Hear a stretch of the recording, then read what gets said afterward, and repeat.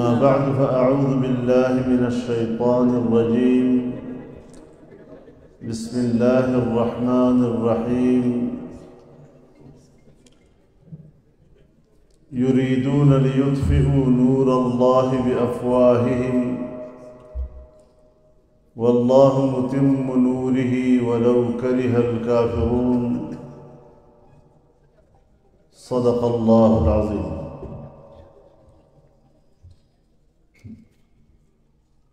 جناب صدر، حضرات علماء کرام،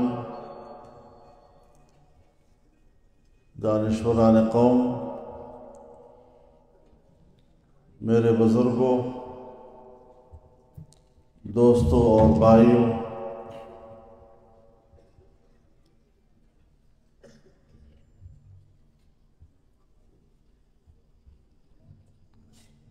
فیصلے کے مطابق تو اسلام آباد جمعیت علماء اسلام کی مجلس عمومی کے انعقاد کا فیصلہ ہوا تھا، لیکن معاملہ تو مجلس عمومی سے آگے بڑھ گیا ہے اور آپ نے تو جلسہ عام بنا دیا ہے۔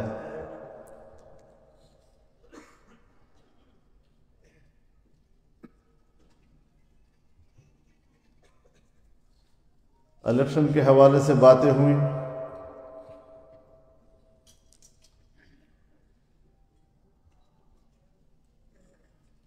دو ہزار 18 کے الیکشن کے بعد ہمارا یہ خیال تھا کہ 2024 کا الیکشن منصفانہ اور شفاف ہوگا،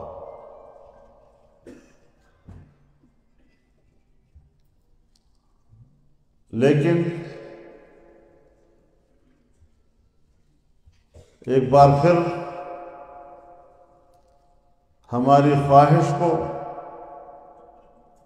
اور ہماری آرزو کو اور اس ملک میں آئین کی بالادستی اور جمہوریت کے فروغ کو جس طرح کچل دیا گیا ہے، مجھے اب فکر اس بات کی ہے کہ اگر ایک الیکشن کے بعد مسلسل دوسرا الیکشن بھی متنازع ہو تو پھر پارلیمان کی اہمیت کیا ہوگی؟ وہ پارلیمان جس کو ہم سپریم ادارہ کہتے ہیں،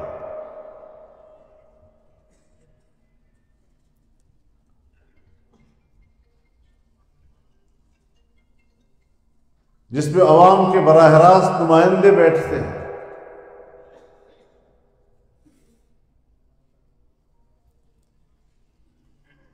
اگر اسٹیبلشمنٹ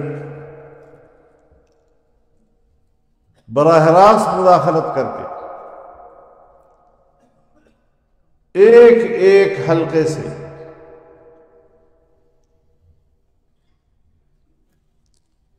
اپنی مرضی سے نمائندوں کو چنے گی تو پھر ظاہر ہے کہ وہ عوام کا نمائندہ نہیں ہوگا۔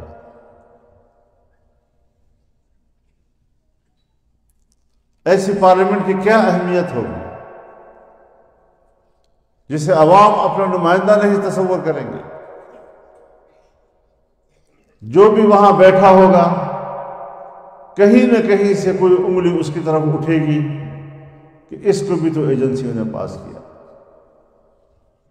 اس کو بھی تو اداروں نے پاس کیا، یہ بھی تو اداروں کا بندہ ہے۔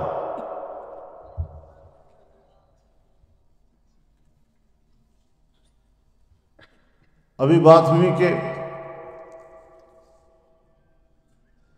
جس کو مخالف دیکھا اس کے خلاف کرپشن کے کیس کر دیے۔ میں دعوے سے کہتا ہوں کہ اس الیکشن میں ہماری اسٹیبلشمنٹ نے پاکستان کی 75 سالہ تاریخ کے کرپشن کے ریکارڈ توڑ دیے۔ شرم آنی چاہیے کو۔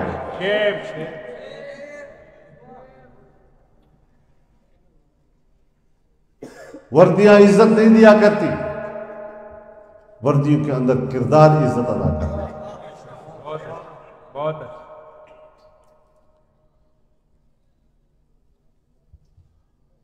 کم از کم جمعیت علماء اسلام اس کردار سے اپنی لا تعلقی کا اعلان کرے۔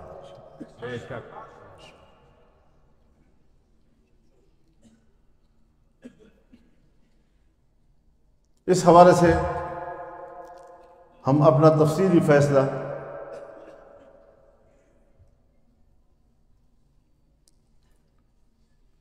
مرکزی مجلس عاملہ میں دے چکے ہیں اور اس کو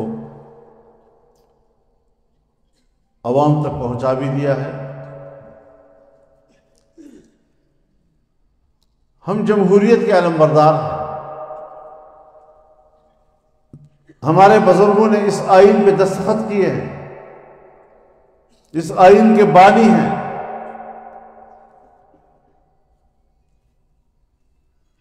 اس لیے اس آئین کے تحفظ کو ہم اپنی ذمہ داری تصور کرتے ہیں، لیکن آئین کی کوئی حیثیت نہیں۔ آئین کاغذ کے چند ورقوں کے مجموعے کا نام ہے جس کی کوئی حیثیت نہیں ہوا کرتی۔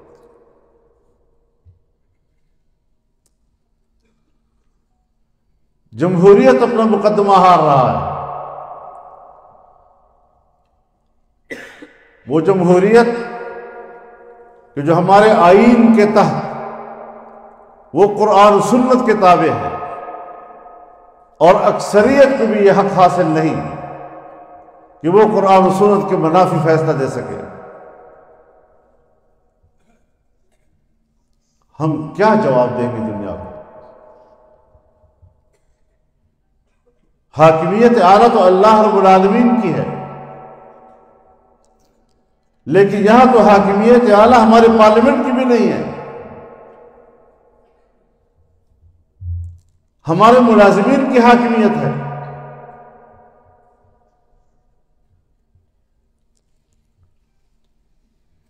تو پھر کس طرح ہم اس نظام کے ساتھ چلیں گے؟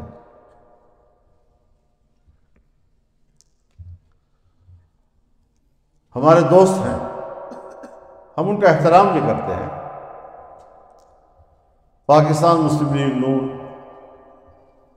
پاکستان پیپلز پارٹی، ہم نے مل کر تحریک چلائی ہے۔ اگرچہ جمعیت علماء کے کارکن سڑکوں پہ ہوتے تھے اور ان پارٹیوں کے قائدین صرف کنٹینر پہ ہوتے تھے، تب بھی ہمیں قبول تھے، تب بھی ہمیں قبول تھے۔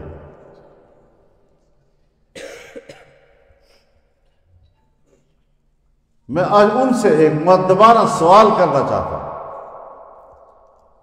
کہ 2018 میں بھی آپ کا یہی مینڈیٹ تھا اور 2024 میں بھی آپ کا وہی مینڈیٹ ہے۔ کچھ سیٹیں اوپر نیچے ہو سکتی، لیکن اسی مینڈیٹ کے ساتھ آپ نے اس وقت کہا تھا دھاندلی ہوئی ہے، اور آج کہتے ہیں الیکشن ٹھیک ہوا۔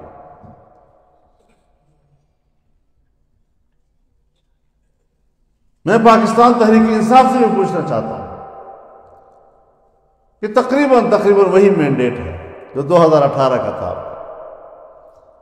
اس وقت آپ حکومت بنا رہے تھے تو الیکشن شفاف تھے، آج آپ حکومت نہیں بنا سکتے تو پھر الیکشن میں دھاندلی ہوئی۔ اس وقت موقف کچھ اور، اس دفعہ کا موقف کچھ اور جمعیت علماء ہے کہ اگر دھاندلی اس وقت ہوئی تو اس وقت بھی کہا کہ دھاندلی ہوئی ہے، اور اگر دھاندلی آج ہوئی ہے تو آج بھی ڈنکے کی چوٹ کہتی ہے کہ دھاندلی ہوئی ہے، اور ہم اس الیکشن کو تسلیم نہیں کرتے۔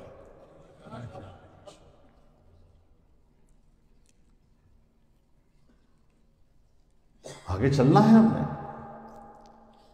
یہ ملک کسی کی جاگیر نہیں ہے. ہاں جب پارلیمنٹ اہمیت کھو بیٹھے اور بظاہر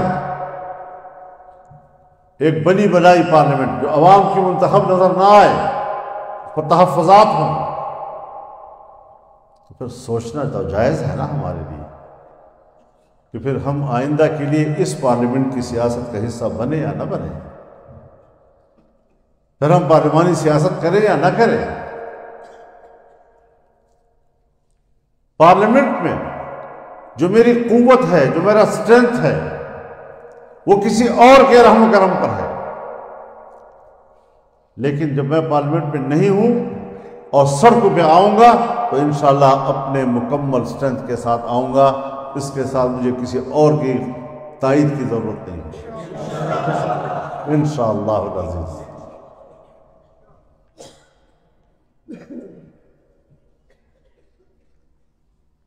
ہمیں اللہ کا سہارا لے کے چلنا ہے.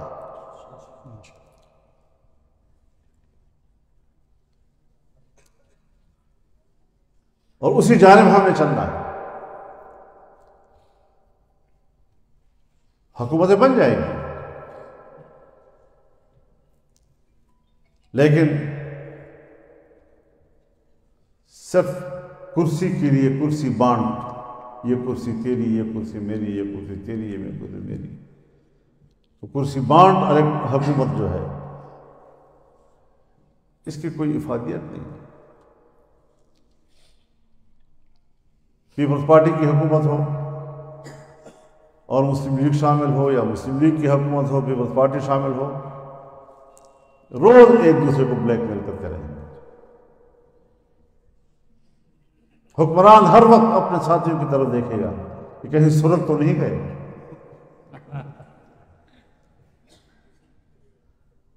آئے روز اس کے اپنے ہی حلیف اور شریک حکومت کے مطالبات آتے رہیں گے، اور وہ پورے کر سکیں گے یا نہیں کر سکیں گے کچھ معلوم ہے. تو پھر ظاہر ہے کہ پیچھے ایک خفیہ دیوار کے پیچھے ایک قوت ہوگی، اسی کے ہاتھ میں اس کے باغیں ہوں گی، وہی ان کو چلائے گا.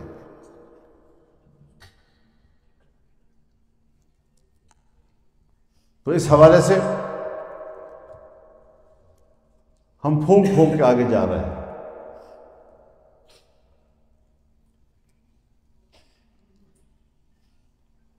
ہم چاہتے ہیں کہ ہماری فوج ملک کی دفاع کی صلاحیت رکھے.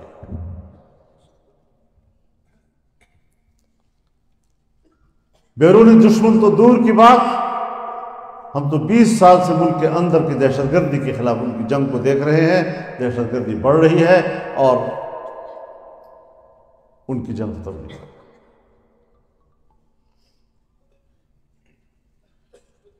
عسکریت پسندی بڑھ رہی ہے اور پتہ نہیں یہ کیا کھیل کھیل رہے ہیں. اور تنقید سے بالاتر، تنقید پہ ناراض ہوتے ہیں، کہتے ہیں ہم دفاعی قوت ہے ملک کی، اور دفاعی قوت پر تنقید اچھی بات نہیں ہے.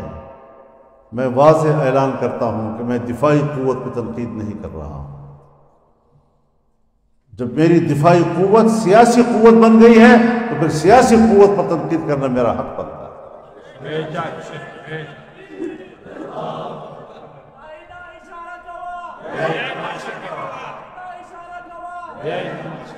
وہ دفاعی قوت رہیں گے سر کا تاج، آنکھوں کی پلکیں. آنکھوں کی پلکیں کبھی آنکھوں پہ بوجھ نہیں ہوا کرتی. بے شک. لیکن اگر پلکوں کا ایک بال بھی اپنے حدود سے آنکھ کے اندر گرتا ہے، بلکہ باہر سے دفاع کرتی ہے، باہر کی کوئی چیز مصیبت جو ہے آنکھ کی طرف نہ آئے. لیکن اگر پلکوں کا ایک بال آنکھ کے اندر خود چلا جائے تو پھر وہ گلہ کرتی ہے، آنسو بہاتی ہے.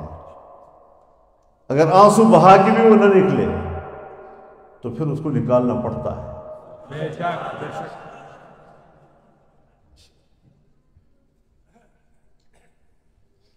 اس کشمکش سے ہم دوچار ہو گئے۔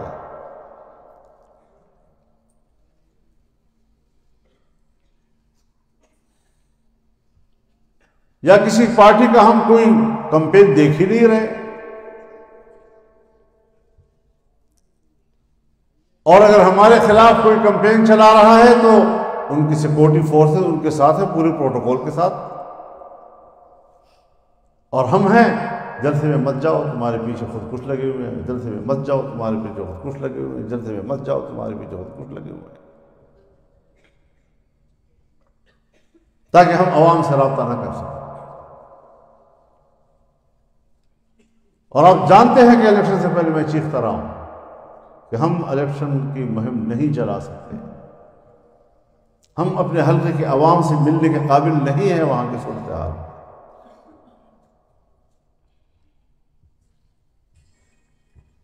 تو پھر یہ دن سے دیکھنا پڑے گا، لیکن یہ دن دیکھ کر کیا ہم ہتھیار ڈال دیں اور پارلیمنٹ اتنی بڑی مجبوری ہماری بن جائے کہ اس کی ممبرشپ کے لیے ہم بوٹ چاٹتے رہیں؟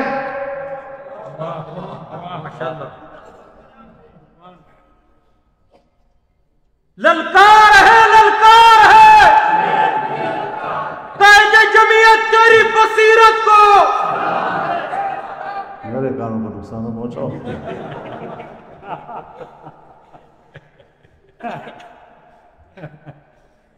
تو اتنی بھی ہماری ضرورت ہے، بڑے وضاحت کے ساتھ کہہ دینا چاہیے۔ ہم سمجھتے تھے کہ ہم ملک کو آگے لے جائیں، ہم ملک کے لیے بہت اچھا سوچ رہے تھے،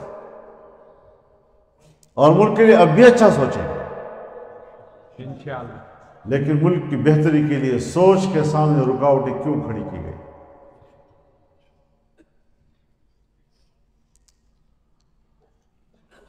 اور میں انشاءاللہ دوسرے صوبوں میں بھی جاؤں گا، وہاں کے جنرل کونسل کے ساتھ بھی میں ملوں گا، ان کو اعتماد ملوں گا، پھر پاکستان کی مرکزی جنرل کونسل کا اجلاس بلائیں گے انشاءاللہ، پھر اس بات پر غور کریں گے کہ کیا پارلیمنٹ اتنا ضروری ہے کہ ہم رسوا ہو کر بھی اس میں بیٹھیں، ہم رشوتیں دے کر بھی اس میں بیٹھیں، ہم دھاندلیوں کے ذریعے جیت کر بھی اس میں بیٹھیں؟ اتنی ضروری ہے وہ؟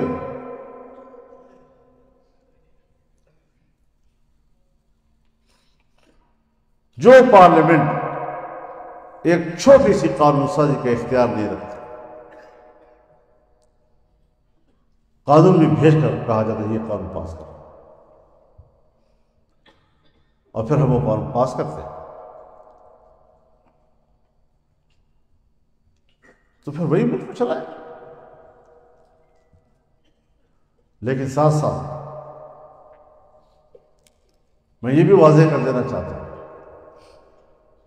کہ یہ ملک ہمارا ہے، اس ملک کا نظام، اس کو چلانا، اس کی حفاظت کرنا، اس کو نظریاتی حوالے سے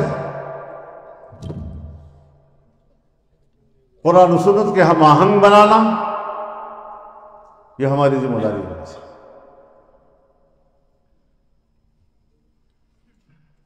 اس وقت جب میں آپ سے مخاطب ہو رہا ہوں تو حال ہی میں سپریم کورٹ کا ایک فیصلہ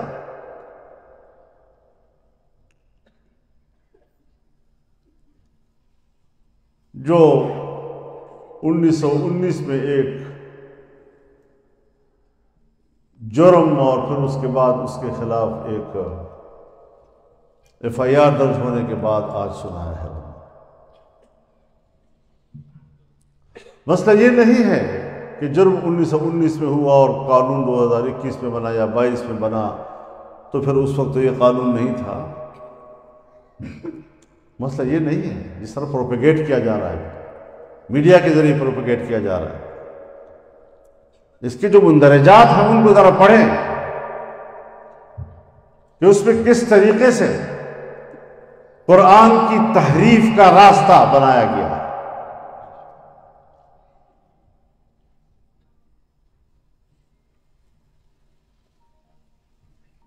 اور قرآن سے جو حوالے دیے گئے ہیں، تمام علماء کرام بیٹھے ہوئے ہیں، میں سب کو چیلنج کرتا ہوں، پڑھو ذرا اس قرآن کی آیت کو، تفاسیر کی روشنی میں پڑھو، احادیث کی روشنی میں پڑھو، کیا اس کی تطبیق یہ ہے جو ہمارے جج صاحب نے کیا؟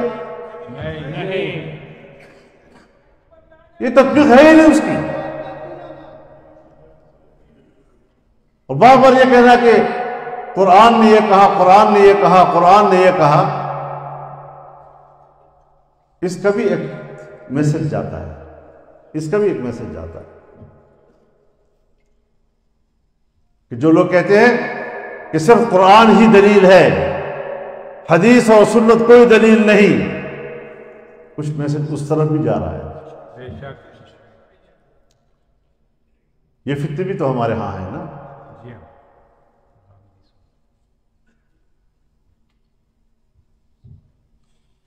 اور اس پر ہم نے اپنے وکلاء سے بات کی، دانشور حضرات بیٹھے ہیں، ہم انشاءاللہ ریویو میں جائیں گے اور جمعیت علماء اسلام فریق بن کر جائیں گے انشاءاللہ۔ وکلاء حضرات ہماری رہنمائی کریں گے۔ اجازت ہے بھائی، اجازت کس بات کی ہے؟ اگر عیسائی ہے اور عیسائی اپنے میں اور ایک تحریف شدہ قرآن کو تقسیم کر رہا ہے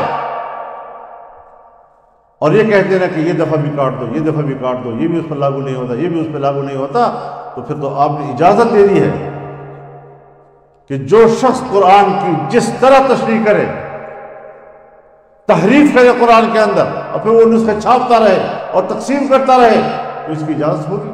تو وہ کون ہے؟ جو ہے کون جو قرآن کی تحریف بھی کرتا ہے اور تحریف شدہ قرآن کو کی پھر تشریح بھی کرتا ہے اور پھر اس کو پھیلاتا بھی ہے، وہ ہے کون ہمارے اندر؟ وہ ہمارے اندر سوائے قادیانیوں کا اور کوئی نہیں۔ یہ قرآن کی توہین نہیں ہے، قرآن میں تحریف قرآن کی توہین نہیں ہے۔ لا اکراہ فی الدین کا یہ مطلب ہے کہ قرآن میں تحریف کرو تو لا اکراہ، انا للہ و انا الیہ راجعون۔ تو میرے محترم دوستو، ہمارے ملک میں جو کچھ ہو رہا ہے اس کا بظاہر ہمیں کوئی حل اب نظر نہیں آ رہا ہے۔ قوم نے خود اٹھنا ہے۔ غیر ممکن ہے کہ حالات کی گتھی سلجھے، غیر ممکن ہے کہ حالات کی گتھی سلجھے۔ اہل دانش نے بہت سوچ کے الجھائی ہے،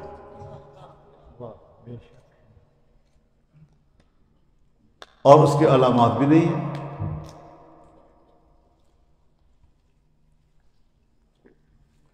مارتے بھی ہیں اور کہتے ہیں ہمیں تو پتہ نہیں،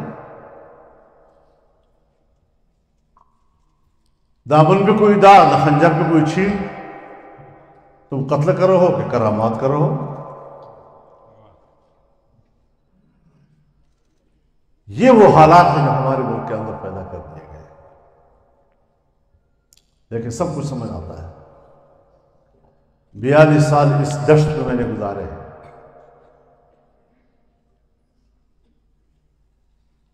جو آرام تو میرا تو معلوم ہے۔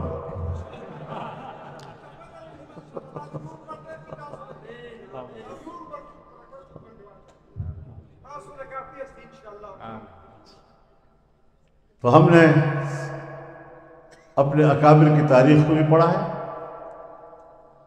اور اگر اکابر کی تاریخ گزر گئی ہے اور آپ کو بھول گئی ہے تو ابھی گزشتہ 20 سالوں کا بھی مطالعہ کر لیں جو آپ کے سامنے گزرے ہیں، آپ کی زندگی بھی گزرے ہیں۔ گوانٹانامو بے کی تاریخ، شبرغان جیل کی تاریخ، بگرام کے عقوبت خانوں کی تاریخ، یہاں بھی تو استقامت دکھائی گئی ہے، اور آج وہ فاتح ہیں یا نہیں؟ تو پھر اپنی تاریخ کو بھی اور اپنے حال کو بھی سامنے رکھیں اور بجرت اور انشاءاللہ شوق شہادت کے ساتھ میدان میں اتریں گے۔ یہ ملک ہم یہ ملک ہم نے غلامی کے لیے نہیں حاصل کیا، یہ آزاد قوم بننے کے لیے حاصل کیا ہے، اور انشاءاللہ غلام بن کر نہیں جئیں گے، بلکہ اگر ہمیں غلامی کے ساتھ زندہ رہنا ہے تو جائے بھاڑ میں میری 300 سال کی عمر، اور اگر آزادی کا ایک لمحہ مجھے ملتا ہے تو 300 سال سے بھی زیادہ بھاری ہے اور قیمتی ہے۔ ماشاءاللہ۔ اللہ تعالی ہماری مدد فرمائے۔ وآخر دعوانا